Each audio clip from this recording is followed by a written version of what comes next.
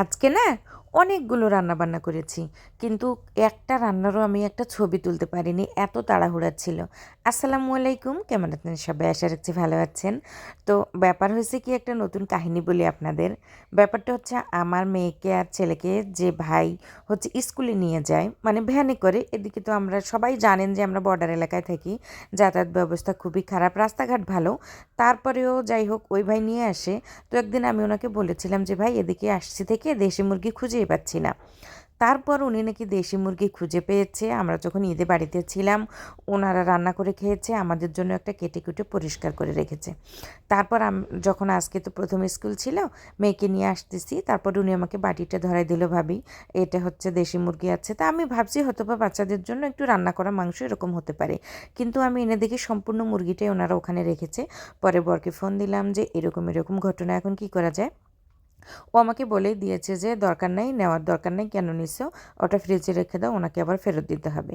তো আমি মানে বললাম তাকে, আর নিজে নিজেও ভাবলাম যেহেতু আমাকে দিচ্ছে, এটা ফেরত দেবো একটা ব্যাপারটা কেমন হয়ে যায় না? তো মনে মনে আমি একটা বুদ্ধি করে নিলাম। ব্যাপারটা হলো যে আমিও রান্না করি, বাচ্চারাও একটু খাবে, ওনাকেও তরকারি দেবো, আমি সাথে যা রান্না করবে সেগুলো কিছু দিয়ে দেবো। সেই মতো আমি মাংসগুলো ধুয়ে পরিষ্কার করে নিয়েছি, পরিষ্কার করাই ছিল, ওনারা পরিষ্কার করে ধুয়ে একদম ফ্রিজিং করেছিল। তো আমি সব মশলাপাতি দিয়ে হাত দিয়ে মাখিয়ে রান্না করলাম। মুরগিটা একটু মানে বুড়া ছিল, মানে বয়স্ক ছিল আর কি। যাই হোক, সিদ্ধ হতে অনেক সময় লেগেছে। তারপর হাত ধুয়ে পানি দিলাম, আর একটু বেশি করেই পানি দিলাম, কারণ যাতে সিদ্ধটা হয়। তো আমি সব কিছু দিয়ে রান্নাটা বসিয়ে দিয়েছি, দিয়ে আরও অন্যান্য কাজ করেছি, অনেক তরকারি কেটে কুটে নিয়েছি। আমি রান্না করার জন্য ডাঁটা আর আলু কেটে রেখেছিলাম। তারপর হচ্ছে যে আমি চিংড়ি মাছ রান্না করব, অন্য অন্য কিছু রান্না করব, যার কারণে সব আমি তৈরি করে নিলাম।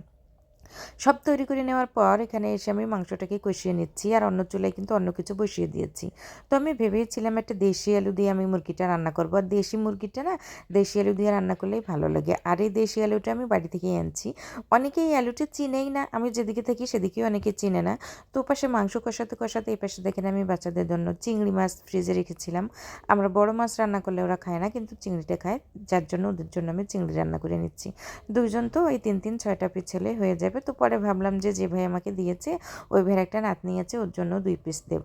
যাই হোক, বাচ্চাদের জন্য খাবারটা রেডি করতে করতে এবার আবার হচ্ছে যে মাংসটাকে আবার এ পাশে মানে কষিয়ে নিচ্ছি, অন্য পাশে আমি একটু পোলাও রান্না করে নিয়েছি। যেহেতু একাই ভিডিও করি, আর আমার ভিডিও করার জায়গাটা খুবই স্বল্প, মানে অল্প একটু জায়গার মধ্যে আমি রান্না বান্না করি, তাও আবার বারান্দার মধ্যে। তো রান্নাটা করতে আমার খুবই কষ্ট হয়।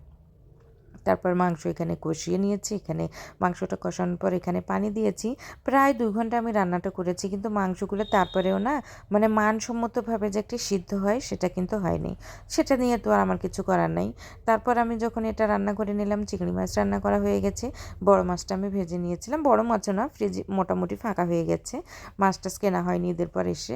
যাই হোক, মাছটাও এটা রান্না করে নিলাম, আর একটা ডাঁটা আলুর তরকারিও আমি রান্না করে নিয়েছি। এরপর যে আমি সব তরকারি একখানে করেছি, আমি কোনো ছবি বা ভিডিও ক্লিপ নিতে পারিনি, ওনাকে দিয়েই শেষ।